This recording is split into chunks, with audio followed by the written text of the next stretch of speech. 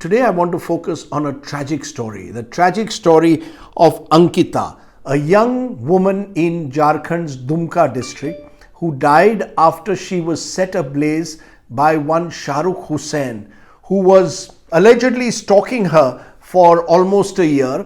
And when Ankita refused her proposals, what does Shahrukh go and do? He pours petrol on her and sets her body ablaze. She died eventually of her injuries this weekend. It's a horrific story, a story that reveals the utter bestiality of the crime. What troubled me even more is when I saw Shahrukh being led away by the police. He's been arrested. He didn't seem to have, at least on his face, any sense of remorse.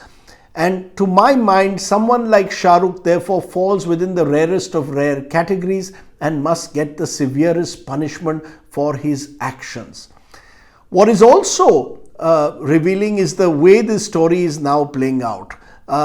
There are Hindu groups which are trying to place this story within the ambit of a love jihad and saying that because the person accused is a Muslim, the girl was a Hindu, and his advances were resisted by the woman. This is a classic example of love jihad, which is why we need love jihad laws. Now, my own view is the Indian Penal Code has enough provisions to ensure that crimes like this are met with the severest punishment. We can choose to put it within a religious prism, but then we could argue that National Crime Research Bureau numbers indicate that there is a crime against a woman, especially rape, committed every 16 minutes in this country. There are crimes that mother-in-laws are committing against their daughter-in-laws in this country. And yes, there are crimes where a possible inter-religious relationship doesn't take place or goes awry, where crimes are also committed. There are cases where you will have similar instances where people may belong to different castes and this could happen, belong to the same community and this could happen. What we need is frankly fast-track courts to ensure that the likes of Shahrukh don't get away. As I said a week ago in the case of justice for Bilkis Bano, when her rapists were released after serving 15 years, but were granted remission and showed no remorse, to my mind, that was a miscarriage of justice. Because in such cases, life must be life.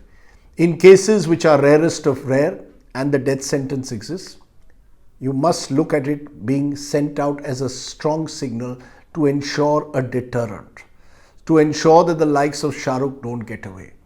It's the politics that surrounds it that invariably makes it Hindu versus Muslim, where the identity of a Bilkis Bano is trapped in her Muslim identity or a Ankita in a Hindu identity. Because then you get trapped in whataboutery. And we can go on and on then in a manner that prevents justice from truly being done. Our single motive as right-thinking citizens must be to push the system to ensure speedy justice. And that, to my mind, should be the focus, not make this once again trapped in Hindu-Muslim tangles, because then we can go on and on mentioning hundreds and thousands of similar cases that take place in this country through the year. Crimes against women must be dealt with severely in a manner that a precedent is set. That should be our singular goal, friends. And that's why I believe the Justice for Ankita campaign is valid and we must take it to its logical conclusion. This is Rajdeep Sardesai for Newsmo. For more informative videos like this, keep watching India Today Newsmo.